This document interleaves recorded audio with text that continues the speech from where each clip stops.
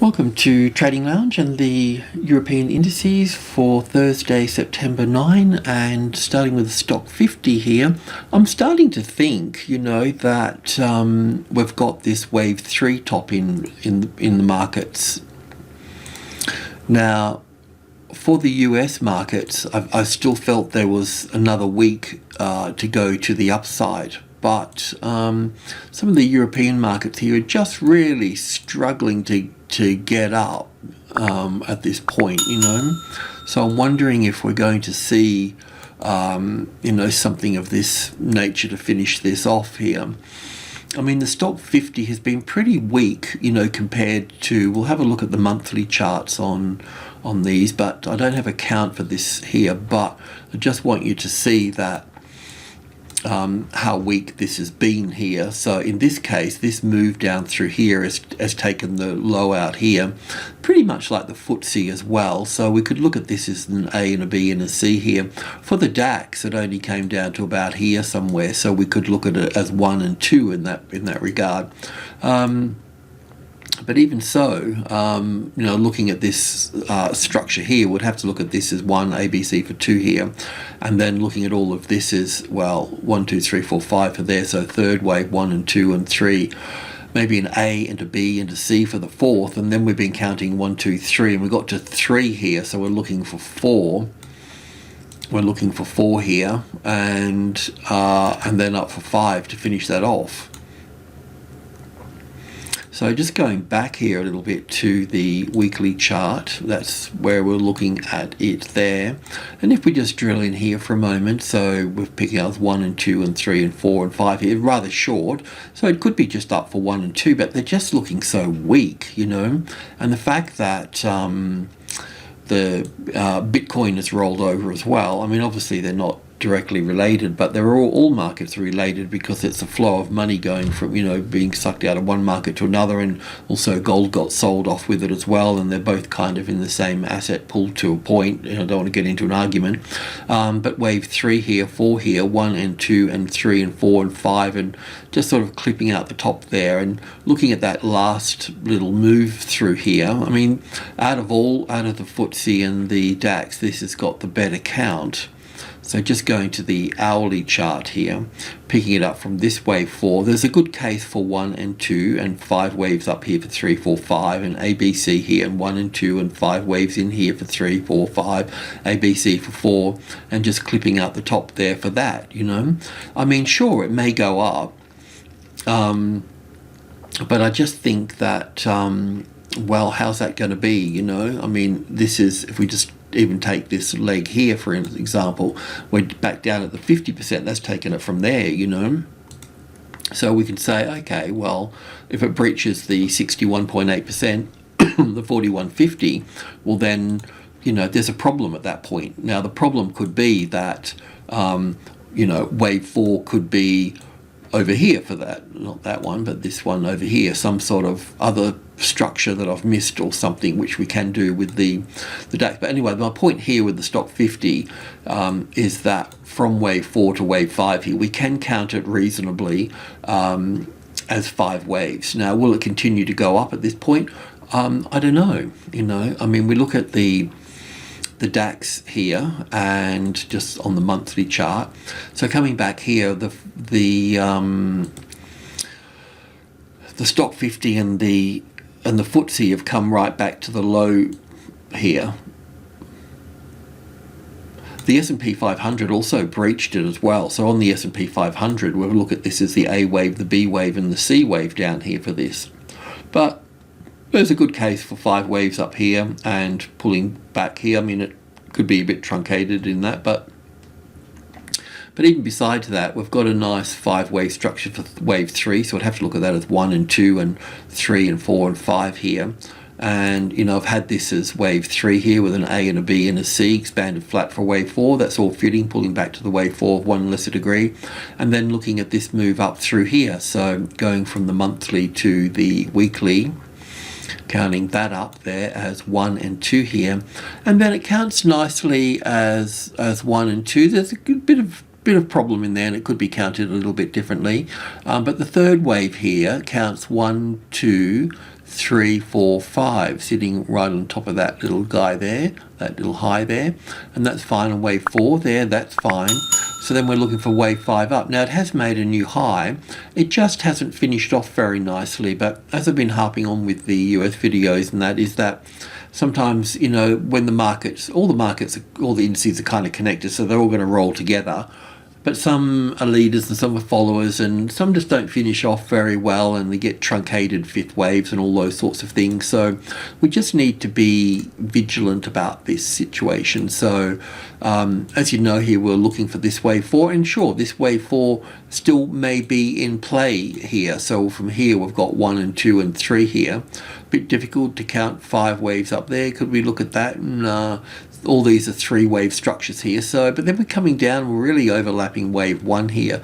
We could probably put wave 1 and 2 into here, but you're kind of stretching it a little bit. And the problem with this, we think that the market's going to go up here because this move down through here is in 3 waves. That's why we think there's another high to come, but I just think we need to be a little bit careful at this point.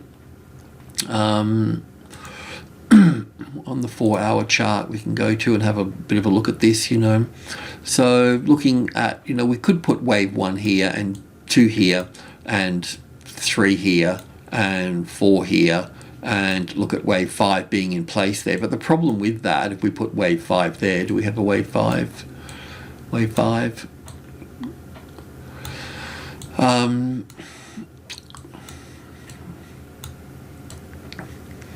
But the problem with that is that you can see here quite clearly that this is in 3 waves here, so it makes it bullish corrective. So really we should be taking out that high, but how do we do that, you know? Do we look at it as the A, the B, and the C, and the D, and the E here? Or count this as some WXY? But either way that you do it, it's really, so, you know, even if we do put that back over here and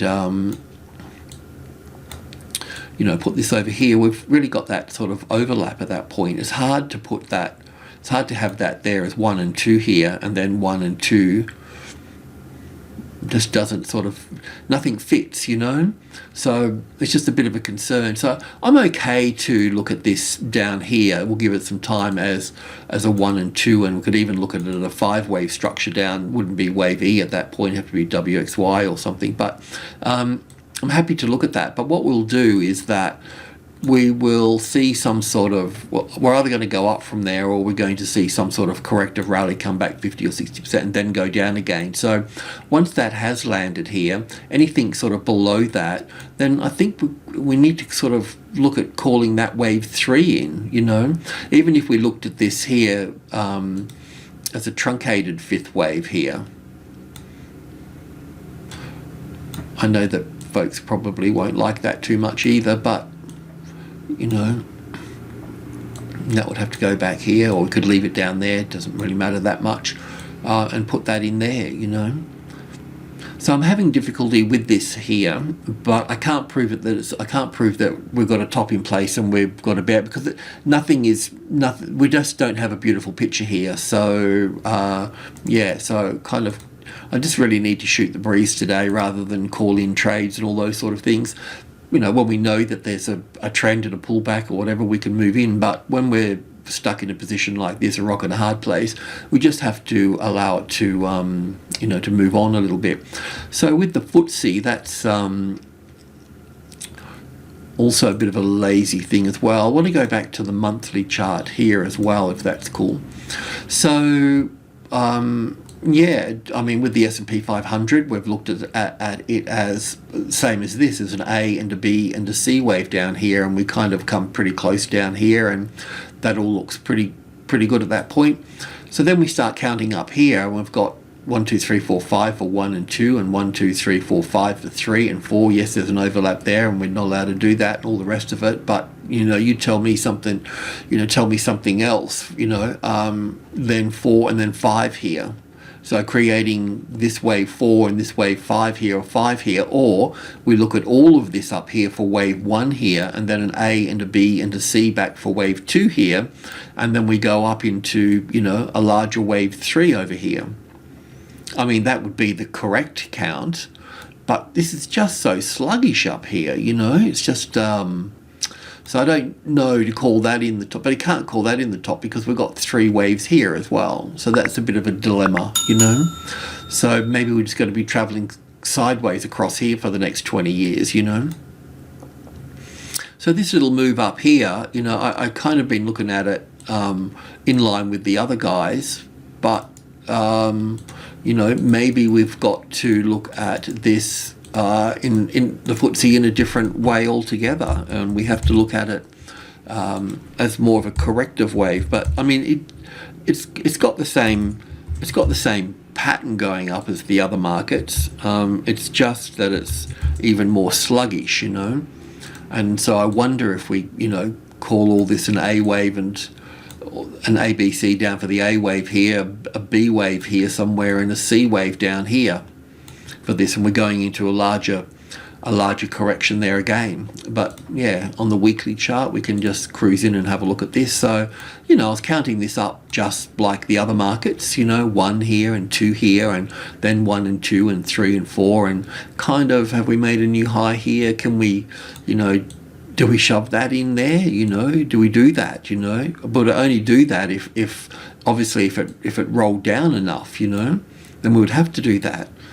And then the wave 4 would be here, but then it would count better as an A and a B and a C up here for that, you know, pulling back up to supply levels here, the 78.6 or something like that.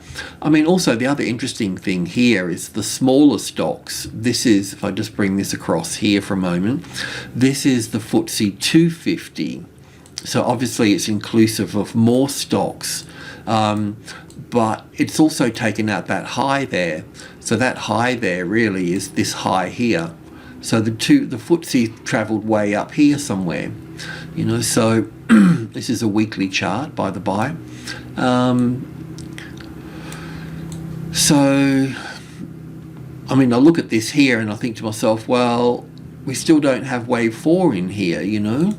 We have wave, you know, we could put that somewhere like that and bring this in here. You know, we don't have that. We don't have a wave 4 here. We can look at all that as a third wave. So in this particular instance, we can still look at this market going higher in line with the rest of the world, you know. So the 250 is fine, you know. Yeah, I've tried to count this on the daily. I keep getting different counts. I haven't nailed it down just yet, but what I can say is we don't have that wave 4 here yet. But comparing this to this old buggerlugs here, you know, it's just a real struggle, isn't it? So yeah, I mean, it's almost looks like it's sort of rolling over, doesn't it? You know, in that sense, you know, maybe it will find support. I mean, the 7,000 is really quite important. If I just put that 7,000 there for a moment, close to it somewhere.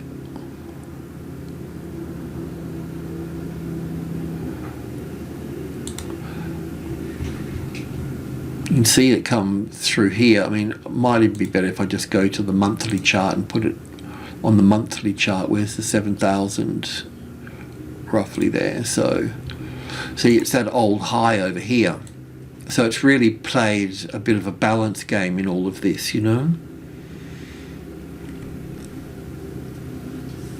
So I suppose we could expect it to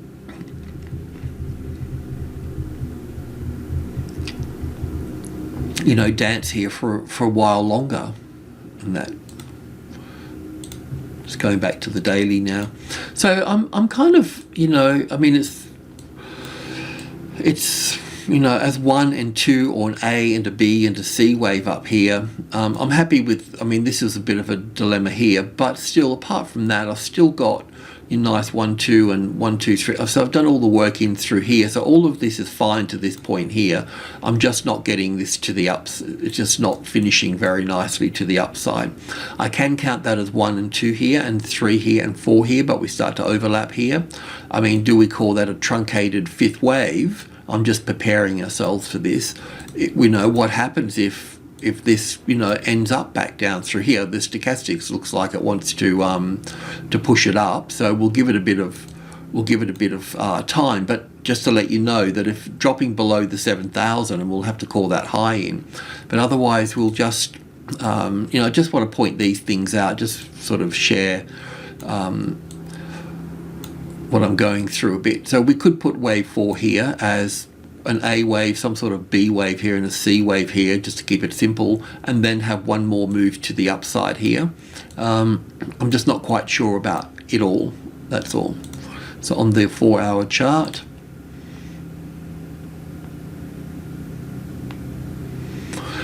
so yeah, we've had wave 3 here, we've got an ABC here. So because that's corrective here, that means that we should be taking that high out. But so I start counting, and this has been a bit of a nightmare to count as an impulse wave, and now it's rolling over. So we can't do that either.